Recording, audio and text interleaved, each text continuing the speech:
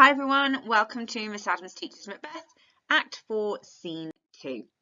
So in this scene, it is the big moment where murderers come to murder the entire of the Macduff family. The scene opens with Lady Macduff talking to Ross about the whereabouts of her husband and the fact that he has disappeared off to England to help Malcolm raise an army. But rather than see this as a positive thing for his country, his wife feels that he is a traitor, or is worried that he is perceived as a traitor, and she feels very, very upset and angry that he has left her potentially in danger, very much so, to go and support others.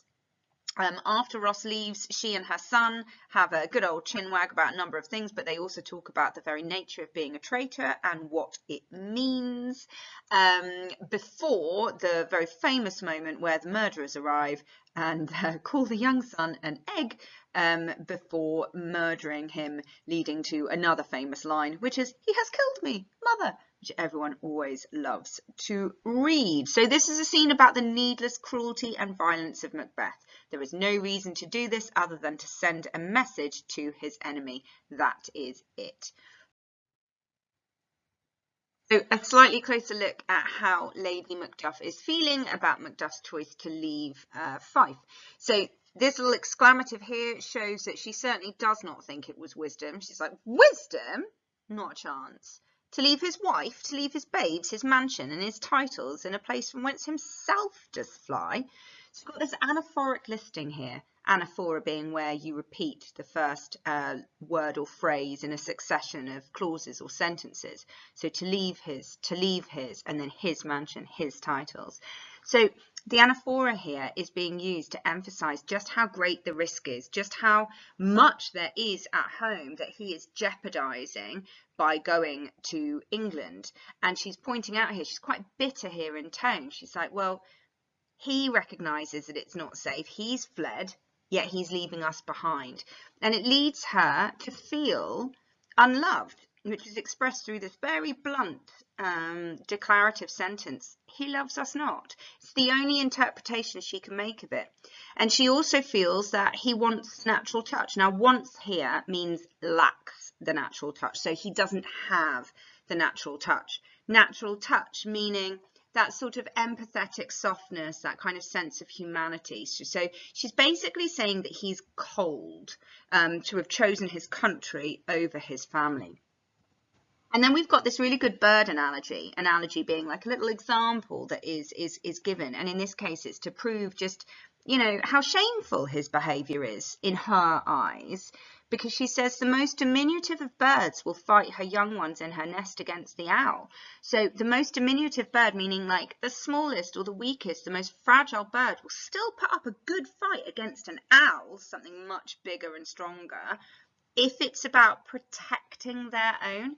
So she's pointing out that, you know, he is big and strong and brave, yet is not putting up a fight for them.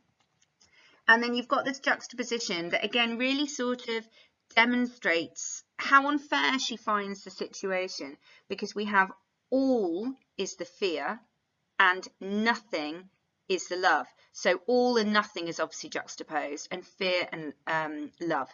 All and nothing juxtaposed, and fear and love is juxtaposed here as well. And it's about kind of what her expectations are. She's like, that there's no love here. That's what she had wanted.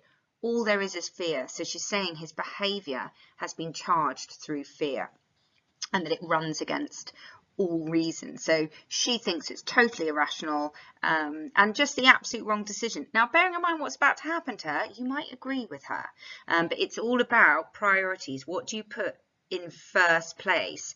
The public domain, you know, the state of the country, or the private domain, your own happiness and home? Such a good line from Ross here in response to her unhappiness, where he just says, "School yourself," which I think is brilliant. I'm going to start using that phrase myself. But no, here are the examples of how he thinks she should be thinking. So he's like, no, you listen up, you listen and learn from me. Your husband is noble, wise, judicious, And Beth knows the fits of the season. So he's like, you trust in your husband's judgment. Note the kind of gender stereotypes. He's not enjoying, he doesn't like the fact that she's sort of standing up and saying, no, he's wrong. He's like, it's your husband. He knows what's what. The fits of the season, it's about the mood of the kind of the time that they're in. So how dangerous it is or not. Note your little triad as well, noble, wise, judicious, so able to make the right decisions. He also says, and I think this is fair enough, cruel are the times when we are traitors and do not know ourselves. So we've got this personification here about the time being cruel. He's like, you can be a traitor even if it has nothing to do with how you view yourself. By going against Macbeth, they are all traitors, but that's rightful because of how evil he is. So he's like, this is an awful time where you can become a traitor, but by following your good instincts. He points out that they are floating upon a wild and violent sea, each way and none. So this metaphor suggesting how tempestuous and changeable and difficult and unpredictable the time is, again justifying Macduff's actions. And then he finishes with a little bit more kind of positivity. Things at worst will cease or else climb upward to what they were before. So he's saying, can't get worse than this. Shame about what happens when he leaves the scene. But he is trying to reassure her. It's clear that he feels uncomfortable in this moment with Lady Macduff sort of sounding off to him about how unhappy she is. So gives her a little bit of advice, tells her to pull herself together, and off he trots. Okay, and then we have this little break from the drama because Lady Macduff and her son just have like this little spirited, fun chinwag conversation. And it is literally like, oh, lols between mum and son. And it's meant to be comic relief. It's meant to be a little break, especially because what's about to happen is so horrendous. So, you know, they have this conversation about what a traitor is, because she's basically saying your father's dead or as good as dead because he's a traitor. And I know that doesn't sound very funny, but they are having this conversation tongue in cheek. And he sort of says, oh, well, you know, what are you going to do then? Are you going to go and get married? You know, it's all very kind of jovial. But it's also quite apt because, you know, when they talk about what should happen to a traitor, Lady Macduff says, everyone that does so is a traitor and must be hanged, who lies, as in. So they must all be hanged that swear and lie. So if you lie, you die. Every one of them. Well, the son says, well, who's going to hang them all?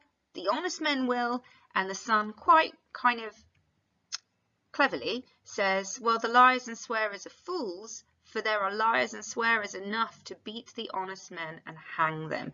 So the little boy has recognised that everybody lies. So as much as it is funny, it's also kind of poignant because it's reminding us of the balance between sort of good and evil, that it's out of whack. So we've had this little bit of a kind of jokey moment. We've had a little bit of a breather, but then the messenger arrives and basically says, you know, people are coming to kill you. Lady Macbeth has Lady Macduff, sorry, has a split moment where she thinks, well, this isn't fair because I've not done anything. And then she kind of goes, what am I saying? This is what happens in our world. Bad things happen to good people. It just doesn't, I can't use that excuse.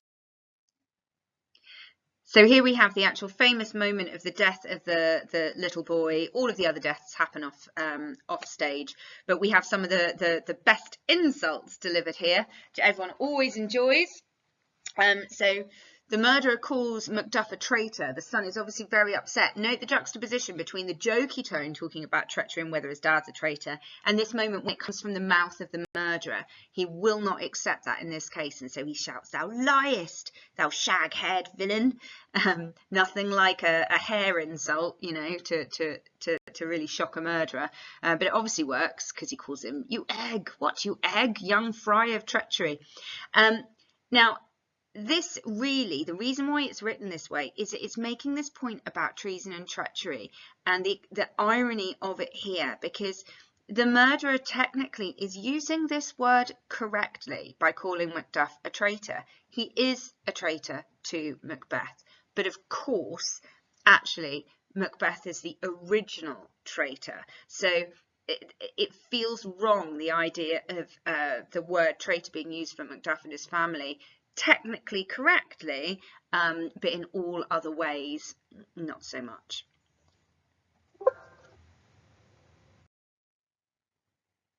Now, this is one of the things that I find most interesting about the scenes, is by looking at the differences and similarities between Macduff's wife and Macbeth's wife, Lady Macbeth and Lady Macduff, because there are some parts of their characters that are quite similar. They're both very outspoken. They're not afraid to criticise their husbands. They both feel abandoned. I mean, Lady Macbeth ends up feeling abandoned. They're certainly both intelligent. They're definitely both logical. You know, they have a pragmatic way of thinking and speaking. So they are very, and obviously they're of kind of similar statuses, or they were of similar statuses originally.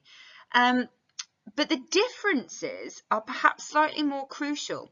If you just take the abandonment, for example, the reasons for that abandonment are different. Macbeth has abandoned Lady Macbeth because he's become so insular in his crimes, whereas Macduff has done it for righteous reasons, to fight for the country, to make the world better for everyone else.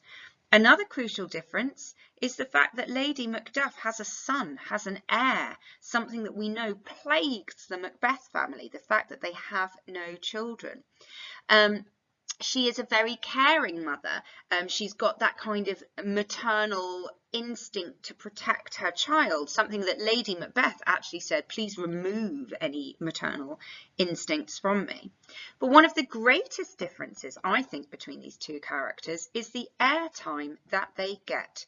This is the last moment, well, it's the only moment that we see Lady Macduff. She doesn't really need a scene because there was nothing that came before. But instead, she gets her scene where she speaks in iambic pentameter, although not all the way through. There are, when they're having the kind of jokey chats, they're in prose, but it's because they're having a joke. But otherwise, she speaks in iambic pentameter. She's given a death scene. She's given an opportunity to speak and to be real and have her kind of moment. And that is different from Lady Macbeth, who, when she dies, is, well, limited to a scream. And the last time that we see Lady Macbeth, as you'll see in a few scenes' time, is in a kind of state of heightened mental anxiety. She's sleepwalking. So in some ways, I wonder if Shakespeare gave Lady Macduff this airtime to elevate her status and importance as, and excuse the heavy quotation marks, as a good wife, even one that criticises. Food for thought, something to consider. Okay, last bit. Final thoughts. Obviously, we have the theme of death because there is death happening here. But in this case, it's the fact that it's such needless death. So it really emphasises the cruelty and how far Macbeth has gone down this line. It emphasises his tyranny and his impulsive behaviour. This is something that he just decided to do on a whim, even though he knew Macduff wasn't there, even though it's obviously going to make Macduff more vengeful. Clearly, the concept of being a traitor or treachery is really important here. Who is the traitor in this situation? Family, honour and obligation all tie in here. Lady Macduff feels upset that he did not honour the family obligation she thought he had. He felt that the country obligation, the duty he had to the real king, to Malcolm, the rightful heir to the throne, was greater. When we have a little look at his response to the death, you'll see, well, you can make your own decision about whether or not he would change his mind. Anyway, I hope that was useful for you. Any questions, pop them in the comments. Any requests, please do the same. Subscribe if you haven't already, so that you can see everything coming through straight off. Otherwise, happy revising. Thank you for watching.